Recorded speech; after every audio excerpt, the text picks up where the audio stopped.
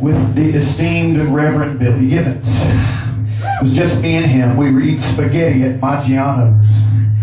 And over the course of the evening, about 45 people came to the table at about 2-minute increments.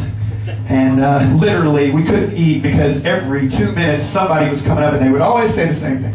They had a piece of paper in their hand and they had a pencil or a pen and they said, "Excuse me, I hope I'm not bothering you. Am I bothering you? I hope I'm not bothering you, but I have to. Can you sign this? I'm your biggest fan." Every one of them was his biggest fan, right? So after about the 45th person that came up there, I just said, "Hey, Billy, I gotta ask you a question." He said, "Anything." That's the way he talks. And I said, "Does that ever get old?" Because here's a guy, and he's sitting in the place where I wanted to be, right? And it was just incessant. People were just coming up and coming up and coming up. And I said, "Does it ever get old?" And he had a plate full of spaghetti, and he had his sunglasses on. He dropped that fork, and he looked at me, and he dabbed his mouth with his napkin. And he said, kind of brushed his beard, of course, and looked at me. Like nobody had ever asked him that question before. He really had to think about it. And he looked at me and he says, "You know, no." Because it's what I signed up for. He said, "I wouldn't have got on this ride if I didn't want to be here. And if I didn't want to be recognized, I wouldn't be sitting here wearing a 2-foot bib on my face." And then he said, "Besides, guys like you and me." Now, you gotta think to yourself, think about Maggiano's, sitting in the middle of Maggiano's, and in front of everybody, there was the Reverend Billy Gibbons and Toddzilla. And I was dressed in a purple suit. By God, if I was going to dinner with the Reverend, I was going to dress up. So there we are, sitting in the middle of Maggiano's, and he says, "Besides, guys like you and me, we wear ours like neon signs. I got mine going this way, you got yours going that way."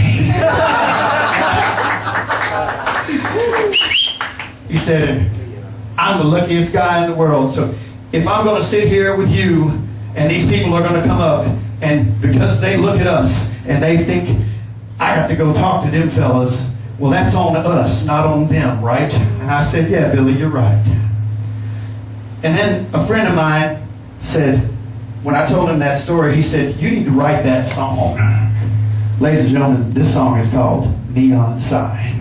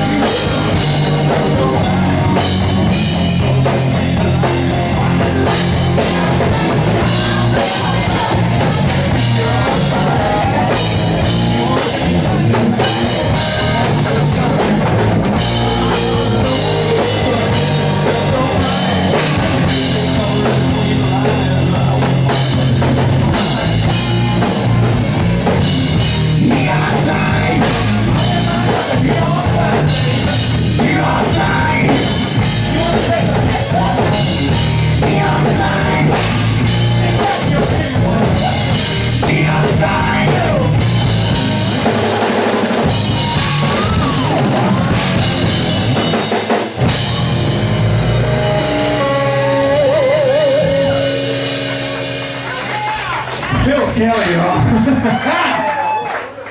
All right. Hold on, gotta get a fresh one. Oh, yeah!